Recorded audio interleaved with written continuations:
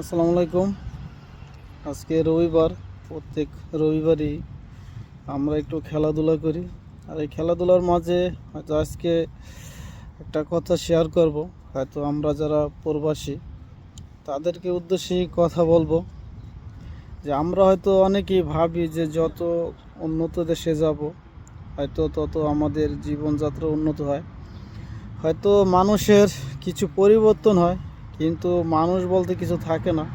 কারণ যে যত উন্নত দেশে যায় সে দেশে মানুষ থাকে না, সে দেশে থাকে রোবট।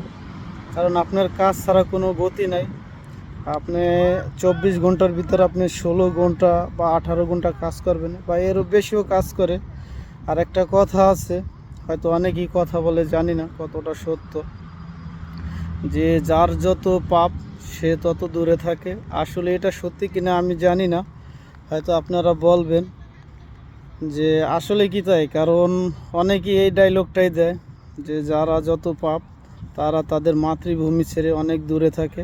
হয়তো এই জিনিসটা আমার কাছেও আশ্চর্য মনে হয়, কিন্তু আসলেই মনে হয় কিছুটা সত্যি।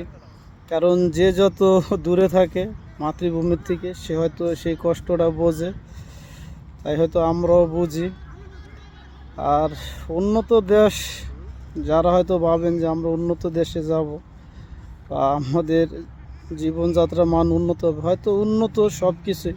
কারণ এই সমস্ত দেশে আপনি হয়তো পরিবারকে সময় দিতে পারবেন না, বা কাউকে সময় আপনার হাতে প্রচুর কম থাকবে।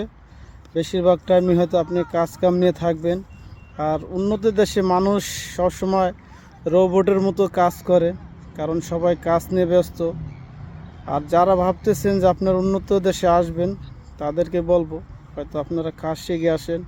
কারণ যে যত উন্নত দেশে যাবেন কাজ না জানলে কোনো দাম থাকবে না। হয়তো আপনাদের মাঠটাকে একটু দেখাই, আমরা যেখানে খেলাধুলা করি। দেখেন মাঠের চারপাশের দৃশ্য, আসলে অনেক সুন্দর দৃশ্য।